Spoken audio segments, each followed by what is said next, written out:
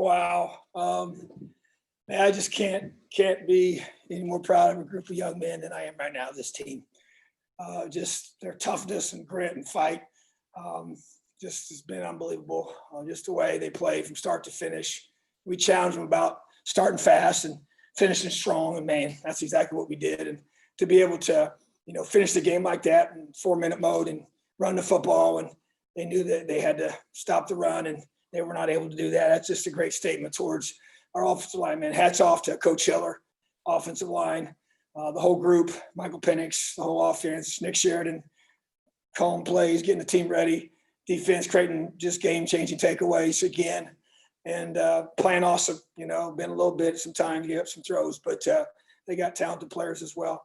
So just really blessed and thankful for this team, thankful for the players, their buy-in, just their unselfish, mindset to everything we asked them to do.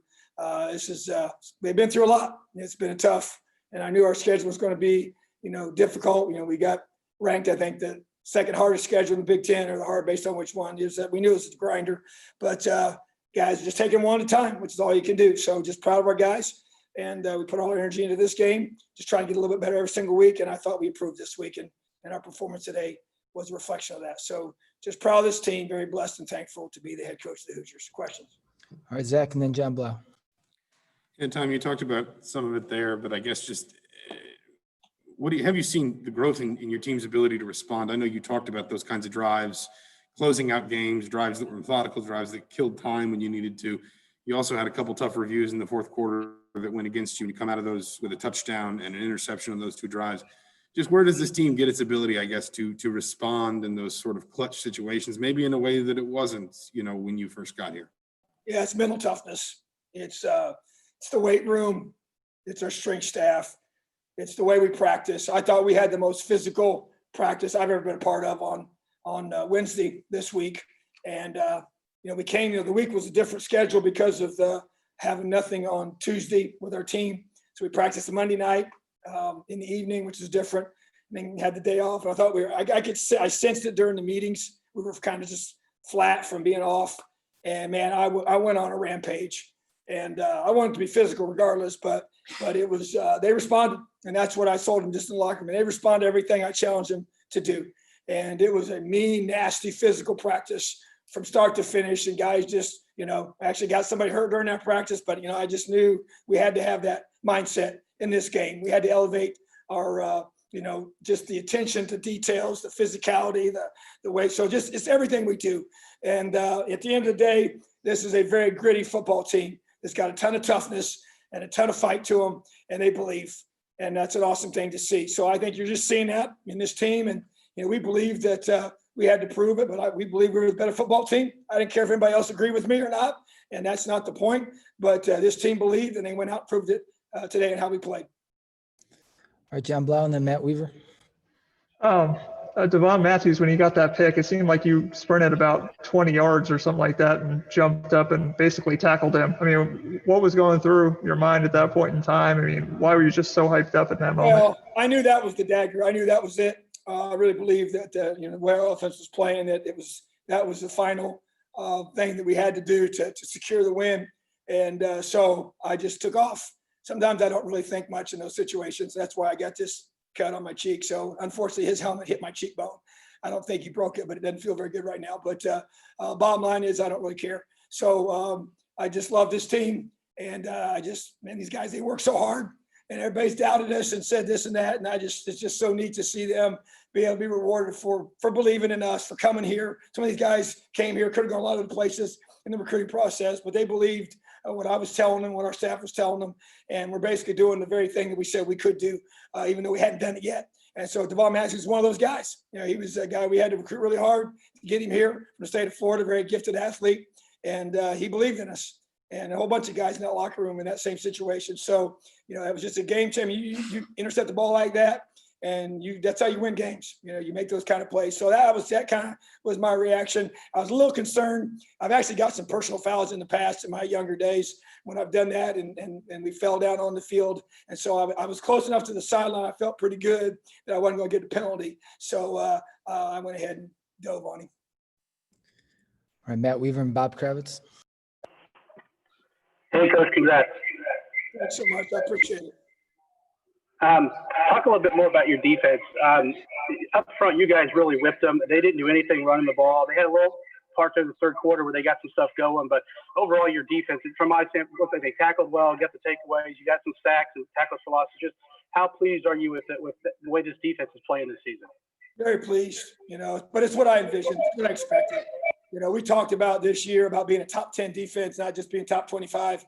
I just thought this team had a chance to be special on defense and believe in what Coach Womack's doing. And we spent a ton of time together, coming up with the plan each week, and he has done a phenomenal job with this defense, and the guys have bought in, but I just think it all starts up front, and we knew going to this game, we said we have got to stop the run.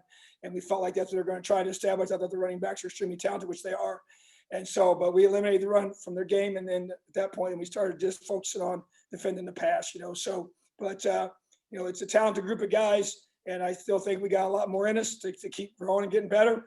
And that's what we got to do. We got to get a little bit better every single week. And that's the objective in order for us to be able to reach our full potential. But really proud of this defense. And you stop the run, you create takeaways, you're going to be tough to beat. All right, Bob, and then Charlie Clifford. Yeah, Tom, some of the teams that recruited Michael Penix actually didn't see him as a quarterback. They're looking at him as a safety or a corner. What made you feel like he was a quarterback for sure? And in what ways has he developed as a passer this year? Yeah, I wasn't one of those individuals. There's certain guys you look at and you think, okay, he might play other positions. That's never once crossed my mind with Michael Penix. First of all, I'm so well connected down in Tampa. I knew the kind of player he was as a quarterback in high school. So really for us, it was just a matter of convincing him to come to Indiana, and so he was committed to Tennessee at the time, and they got a new staff came in and they didn't really recruit him very hard and make him feel like they really wanted him. And so that was to our advantage. And so we came in there really heavy on him. And I just think he was a gifted player when we got him. I think I've said this before, but he reads coverages better than I ever thought he did, because that's something that's hard to know when you recruit a kid. You can see all the arm talent, you can see all the poise, you can see the throws he can make, off of film and all those kind of things. And Coach Sheridan had him in camp, when he was younger, when Coach was actually at Tennessee. And so we knew all those things. We knew he was a special player. We just had to convince him to come to Indiana, but once we got him here, we just started realizing, man, this kid's got some things to him that most guys don't have.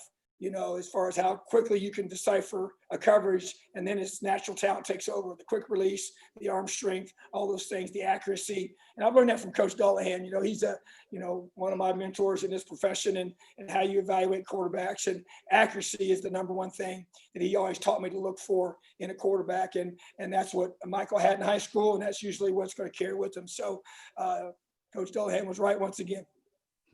All right, Charlie, then Tom Brew. Coach, it's a little odd. That place would have been sold out today had it been normal circumstances. Do you have a sense how big of a story this is becoming, not only around Bloomington, but around the college football world? Probably hasn't sunk in yet, and I do. That's one thing that I hate about this whole situation, that our fans can't be here.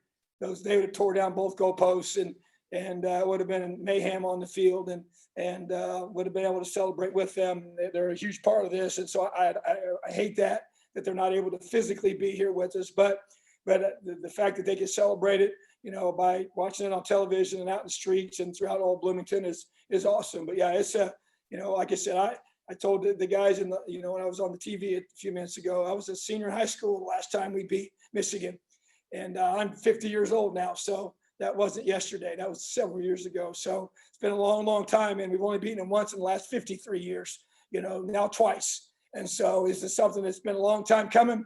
And, I'll never forget, I sat in here a few years ago when we lost in overtime to Michigan, and the way that would hurt so bad.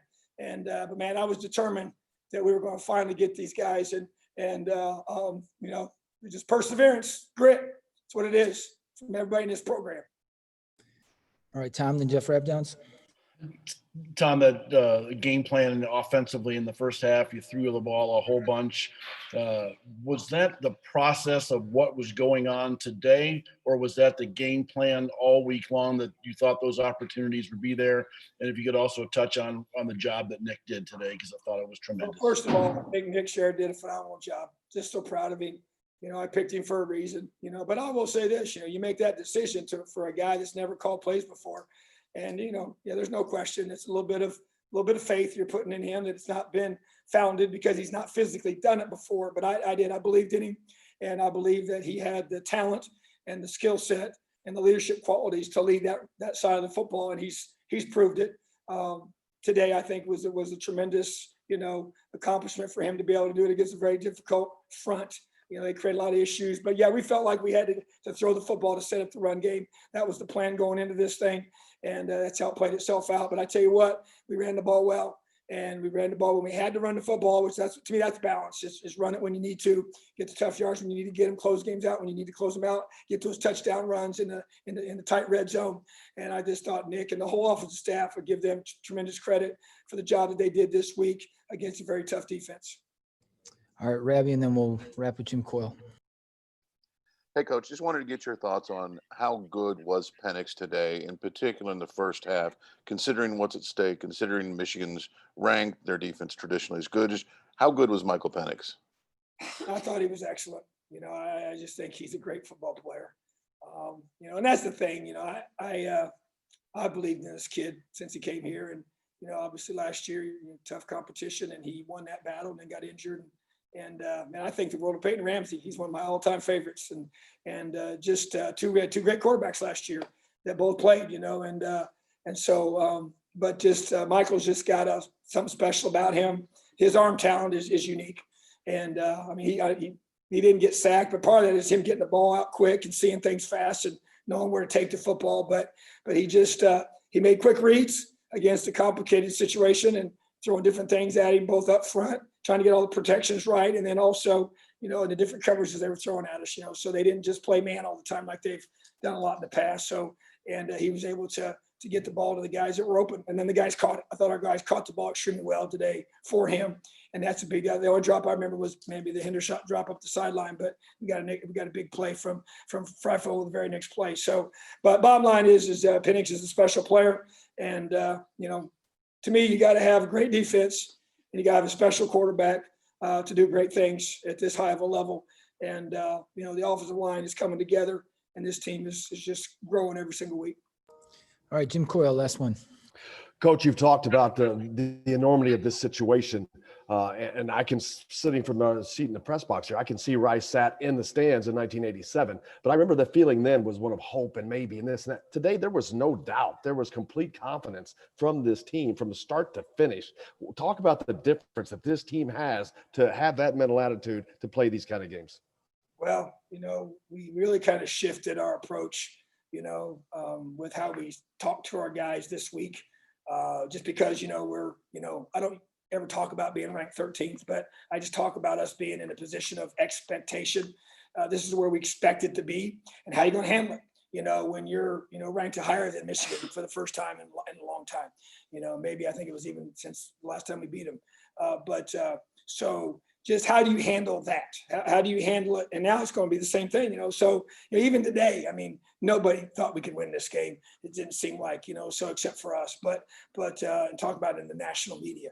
But that's okay. But now you're going to start getting some of that. People start, maybe changing the way they view you. Well, are you going to listen to that and let that affect the way you prepare? So to me, that's why this whole week I said this has nothing to do with Michigan. This is about the Indiana Hoosiers and how hard are you willing to work this week, how well you're going to prepare. That's why I used the word elevate. Elevate was our one word. I wanted to elevate this program. I knew beating Michigan would elevate this program status in this country, but we have to do it by elevating our focus every single day, elevating our attention to detail, elevating our effort in practice, elevating our physicality in practice, which is why we had such a physical practice on Wednesday.